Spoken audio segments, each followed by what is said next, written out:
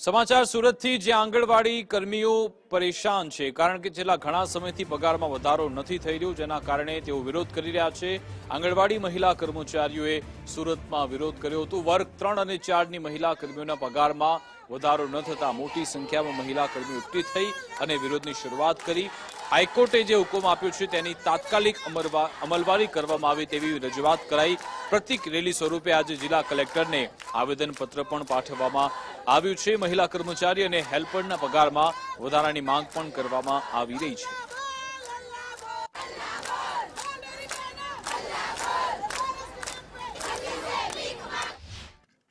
आंगणवाड़ी बहनों ने कायमी करवानी मांग साथे आज फरी जे महिला कर्मचारीओ सूरत खाते हल्ला बोल बोलाव्यो छे। आ प्रमाणे गुजरात हाईकोर्ट द्वारा करायेला हुकम ने अमलवारी करवामां आवे तेवी मांग छे ते અહીં કરવામાં આવી રહી છે। મોટી સંખ્યામાં આજે આંગણવાડીની આ મહિલા કર્મચારીઓ છે તે જે રેલી સ્વરૂપે જિલ્લા કલેક્ટર કચેરી સુધી જવાની છે અને જે લિખિતમાં આવેદનપત્ર પાઠવી અને રજૂઆત કરવામાં જે તે આવનાર છે। જે આપનું નામ જણાવજો। મારું નામ સીમાબેન શ્રીમાલવે, ગુજરાત આંગણવાડી કર્મચારી સંગઠનના પ્રવક્તા તરીકે ફરજ બજાવું છું।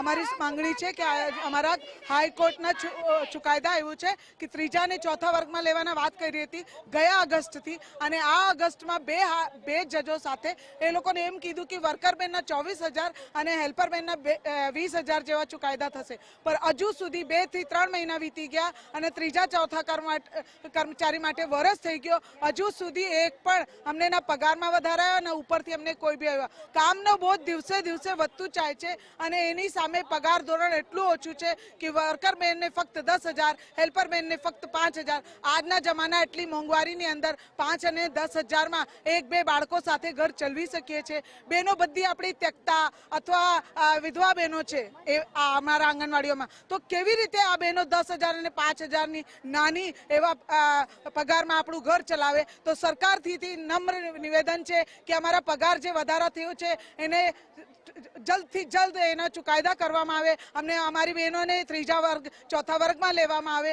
આ જ વિનંતી છે અમારી સરકારને।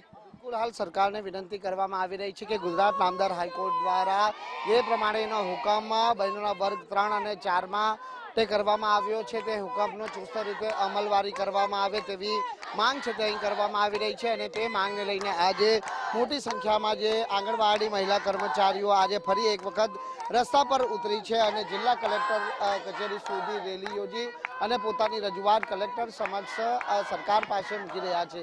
કેમેરામેન વિરલ વ્યાસ સાથે રાકેશ બ્રહ્મભટ્ટ, ગુજરાત ફર્સ્ટ, સુરત।